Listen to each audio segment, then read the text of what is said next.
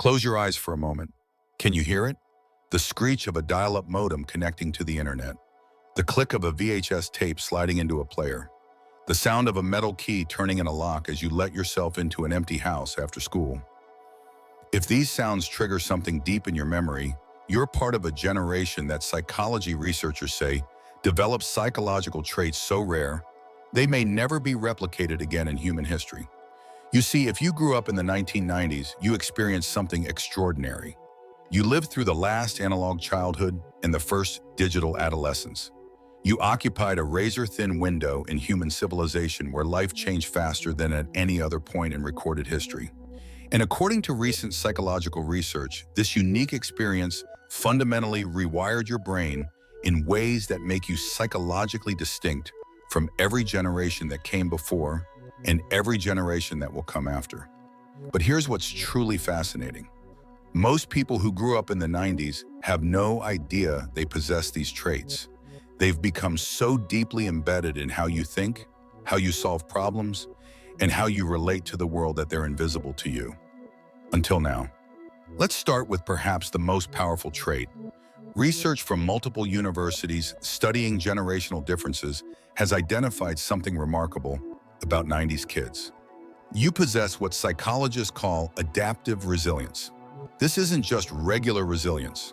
Studies examining childhood development during the 1990s found that children of this era developed an unprecedented ability to navigate between two completely different worlds, the analog and the digital. Think about what this actually means. You remember using card catalogs at libraries, but you also taught yourself to navigate the early internet. You played outside until the streetlights came on.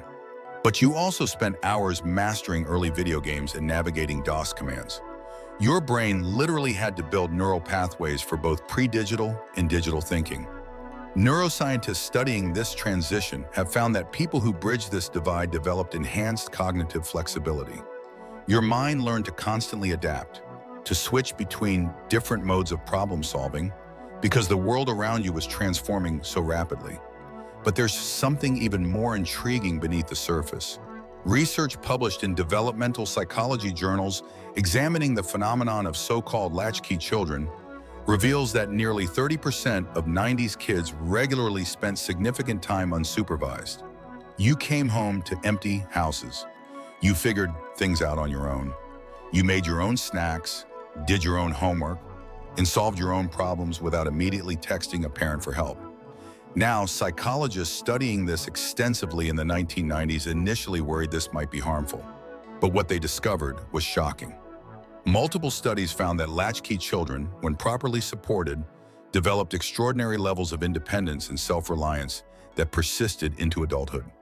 One major research project tracking these children found they exhibited the same or better social and emotional outcomes as their constantly supervised peers. But they gained something extra, a profound sense of self-sufficiency. You learned at a fundamental level that you could handle things yourself. Here's where it gets even more interesting. While you were developing this fierce independence, you were also navigating something no generation before you had to face. Social scientists studying generational trends discovered that 90s kids developed what they call selective vulnerability. Unlike generations raised entirely in the age of social media, your formative years occurred before the internet demanded constant public performance of your identity. Research examining values and life goals across generations found something striking. Compared to those who came after, individuals who spent their childhood in the 90s showed significantly lower dependence on external validation. Your self-worth was built through real-world interactions, through tangible achievements, through face-to-face relationships. Studies found you learned to derive validation from inner circles rather than from public approval. This created a psychological buffer that protects you even now. When social media did arrive, you already had a fully formed sense of self. You could engage with digital platforms without becoming entirely defined by them. But perhaps the most fascinating trait involves patience and delayed gratification. Psychological research on media consumption during the 1990s revealed something extraordinary. You had to wait. You waited a week for the next episode of your favorite show. You waited months for a movie to come out on video. You saved allowance money for cassette tapes. This wasn't just inconvenient, It was literally training your brain in ways that shape how you function today. Neuroscientific research has shown that the capacity for delayed gratification is one of the strongest predictors of success in virtually every area of life. And you develop this capacity naturally, not through forced exercises, but through the simple reality of living in a world where instant gratification wasn't technologically possible yet. Studies examining life goals across generations found that those who grew up in the 90s demonstrated stronger intrinsic motivation compared to those raised in an era of instant access. There's also something called analog empathy that researchers have identified. Because you spent your formative years interacting face-to-face, reading physical cues, navigating conflicts without the option to just block someone or text instead of talking, you develop social skills that are becoming increasingly rare. Research examining social development found that in-person peer interaction during the 90s was instrumental in developing perspective-taking abilities and emotional intelligence in ways that digital interactions simply cannot replicate. Studies on privacy attitudes reveal another distinctive trait. Growing up before oversharing became normalized, you develop strong boundaries around personal information. Research shows that those who came of age in the 90s maintained significantly different attitudes toward privacy than digital natives. You understand the value of discretion, of keeping some parts of your life private, because you learned these patterns before social media made broadcasting your life the default setting. Finally, there's what psychologists call technological fluency without dependence. You're comfortable with technology because you learned it, but you're not reliant on it because you remember life before it. Research on generational characteristics consistently identifies people from the 90s as uniquely positioned.